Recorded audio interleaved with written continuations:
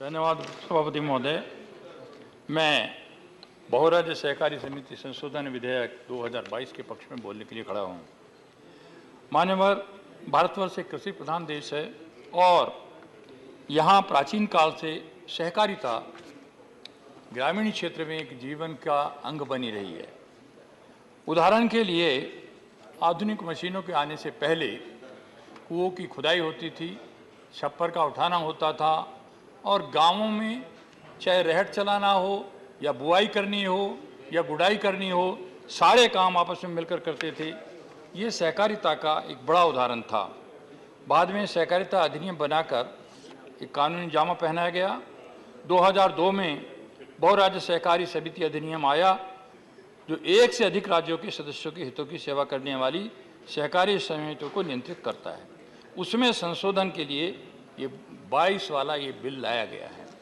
मानव आज भारतवर्ष में 8 लाख से अधिक सहकारी समितियां हैं जिनकी सदस्यता लगभग 29 करोड़ से भी अधिक है।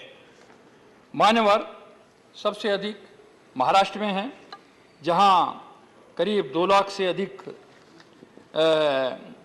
समितियां हैं और 5 करोड़ सदस्य हैं। राज्य का विषय होने के बावजूद कुछ सहकारी समितियां ऐसी हैं जिनका कार्य एक से अधिक राज्यों में चलता है। जैसे मैं उत्तर प्रदेश से आता हूँ, वहाँ एक चीनी मिल है, रुद्रविलासपुर चीनी मिल। उत्तर प्रदेश का गन्ना भी लेती है, यहाँ के किसानों का, और उत्तराखंड के किसानों का भी लेती है। इसी तरह से कर्नाटक, महाराष्ट्र में दोनों राज्यों से इस तरह से गन्ना लेने का काम करती हैं। आज भारत में 1435 बहुराज्य सहकारी समितियां कार्यरत हैं। वर्तमान बिल में बहुराष्ट्रीय समितियां बोर्डों के चुनाव प्रक्रिया में सुधार के साथ साथ इन समितियों को बेहतर निगरानी और कार्यान्वयन की स्थापना में महत्वपूर्ण भूमिका निभाने का काम करेगा।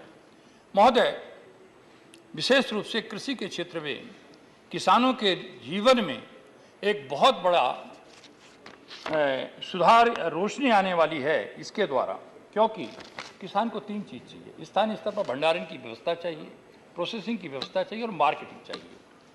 अब भंडारण के लिए वहाँ ना होने के कारण बड़ी संख्या में 20% अनाज सड़कें चला जाता है, शहरों में जाता है, औने पौने दाम में बेचने को किसान मजबूर होता है। मैं माननीय प्रधानमंत्री जी का धन्यवाद देना चाहूँगा जिन्होंने सहकारिता मंत्रालय अलग बनाया, और माननीय अमित शाह जी जो देश के सहकारिता और गृह मंत्री हैं, ये संशोधन विधेयक लेकर आए। एक ऐतिहासिक कदम जिन्होंने उठाया है। मान्यवर, कुछ राज्यों में तो सहकारिता के क्षेत्र में बहुत अच्छा काम हुआ है, जैसे उदाहरण के लिए गुजरात और महाराष्ट्र। लेकिन हमारा उत्तर प्रदेश ऐसा राज्य है जहां सहकारिता को एक पार्टी ने ऐसा पलीता लगाने का काम किया, उसे अपनी जीजी जागीर समझ लिया, सहकारिता को समाप्त करने का काम किया। और मुझे आश्चर्य है आज वो यहाँ से चले गए। उनको सुनना चाहिए था। एक ही परिवार सहकारिता के हर उसमें आएगा।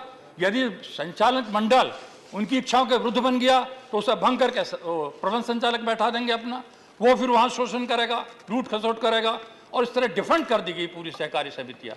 इस तरह से उत्तर प्रदेश में सहकारी समितियों को बहुत बड़ा नुकसान पहुँचाने का काम एक पार्टी और एक परिवार ने किया था। मुझको इस बात का कहते हुए बहुत अफसोस भी है।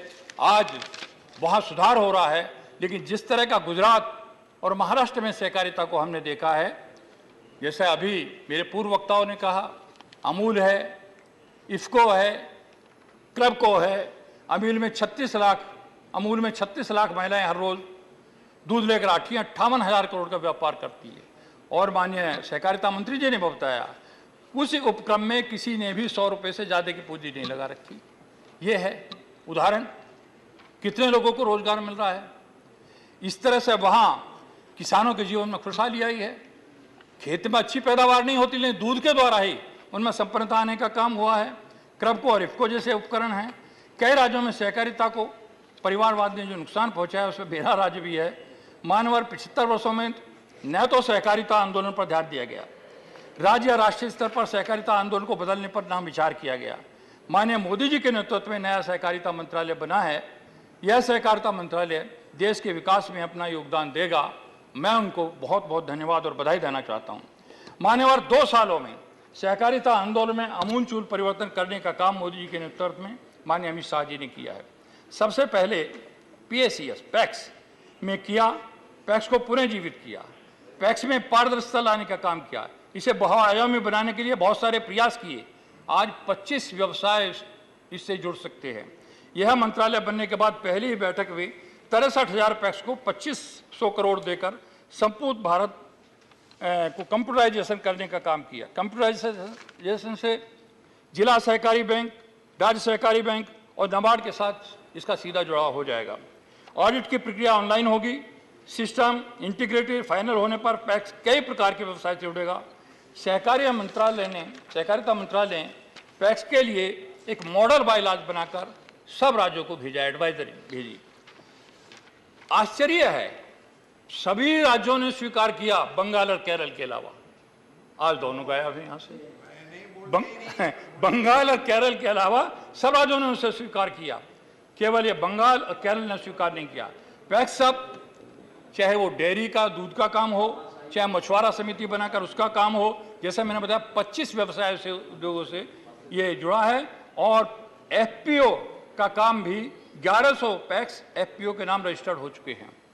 मान्यवर नए बायलॉज के हिसाब से पैक्स LPG वितरण का काम, जन औषधि चलाने का काम, गरीबों को मुफ्त अनाज रिटेल आउटलेट पर पैक्स काम करेगा।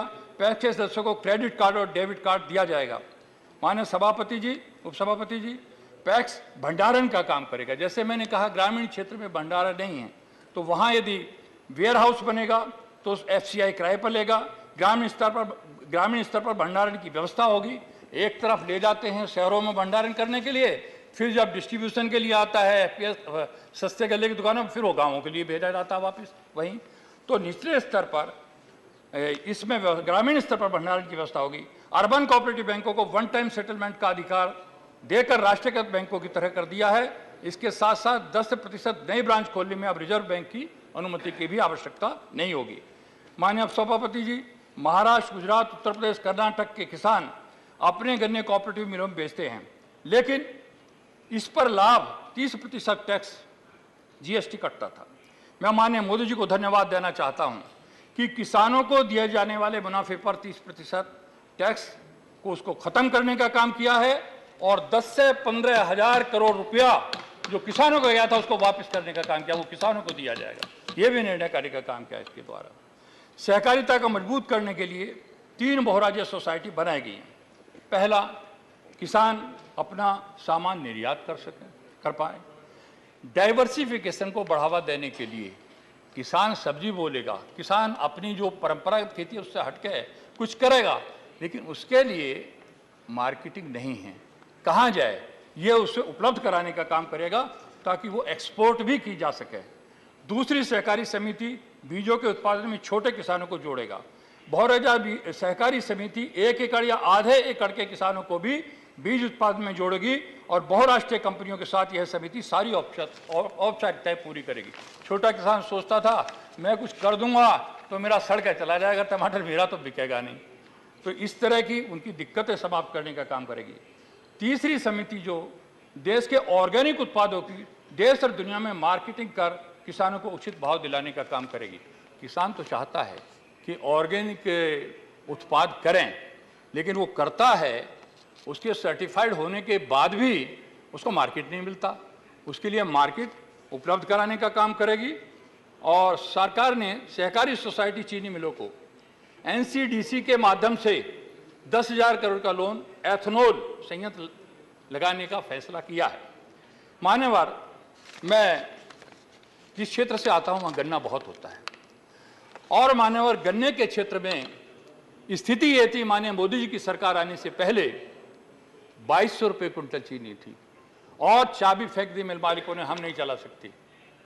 प्रधानमंत्री जी ने निर्णय किया कि एथेनॉल, गन्ने के रस से डायरेक्ट एथेनॉल बने, 3100 रुपये कुंटल से नीचे घरेलू बाजार में चीनी ना बिके और एक्सपोर्ट बढ़ाने के लिए 60 लाख मीट्रिक टन चीनी को एक्सपोर्ट किया, इंसेंटिव देने का काम किया और अपना बफर स्टॉक बनाने का काम किया। तो एथेनॉल जो कभी 38 करोड़ लीटर प्रतिवर्ष बनता था, आज वो 2000 करोड़ लीटर पर पहुंच गया है और 12% इस समय पेट्रोल में एथेनॉल मिलने लगा है और लक्ष्य है कि इसको और बढ़ाया जाए। इससे किसानों की आमदनी बढ़ेगी और दूसरा फायदा ये होगा, सरकार को जो क्रूड ऑयल में पैसा जाता है, मुद्रा जाती है, वो नहीं जाएगी, बचेगी। और तीसरा, पर्यावरण की भी सुरक्षा होगी। तीनों बात होंगी। तो इस तरह से एथेनॉल संयंत्र लगाने का किसानों के जीवन में नई रोशनी लाने का काम किया गया। माननीय सभापति जी, मैं माननीय मोदी जी के नेतृत्व में केंद्र सरकार द्वारा राष्ट्रीय स्तर पर नई सहकारिता परीक्षण का एक विश्वविद्यालय बनाने का जो निर्णय किया गया है, उसका भी 1 मिनट और लूंगा सर। एक विश्वविद्यालय बनाने का काम किया गया है ताकि लोगों को प्रशिक्षण दिया जा सके। सहकारिता डाटाबेस तैयार किया जा रहा है, जैसा मेरे पूर्ववक्ताओं ने कहा 90% तैयार कर लिया गया है। अटल जी की सरकार में जो 57वां संशोधन विधेयक बिल पास किया गया था, उसे किसी प्रकार सरकार ने लागू नहीं किया। अब इस बिल के द्वारा इसे लागू किया जा रहा है। माननीय सभापति, अक्सर शिकायत होता है सहकारिता के क्षेत्र में राजनीतिक दखल, इसको समाप्त करने के लिए एक निश्चित प्रक्रिया निर्वाचन प्राधिकरण की स्थापना की जाएगी और यदि संचालक मंडल या बोर्ड के 1/3 जगह रिक्त होंगी तो दोबारा चुनाव कराया जाएगा। यह भी प्रावधान किया गया है। मान्यवर, इस संशोधन के बाद बोर्ड SC, ST और महिला का आरक्षण करने का काम किया है। बोर्ड में पारदर्शिता लाने के लिए कंकरेंट ऑडिट की व्यवस्था की गई है। 500 करोड़ से ज्यादा टर्नओवर वाली ऐसी समितियों के ऑडिट करना होगा और रिजर्व बैंक का जो पैनल होगा ऑडिटर उससे आएगा। धन्यवाद। ताकि उसमें कोई घपलेबाजी ना हो, किसी रिलेशन को ब्लड रिलेशन या डिस्टेंस रिलेशन वाले को भी नहीं रख सकते कर्मचारी, वरना अपने घर परिवार की बात लेते थे। माननीय सभापति महोदय, कहने को तो बहुत है, मैं आपका धन्यवाद देना चाहूंगा और मंत्री जी का बहुत बहुत धन्यवाद देना चाहूंगा और इस बिल का समर्थन करता हूं। धन्यवाद। धन्यवाद माननीय विजयपाल सिंह तोमर जी।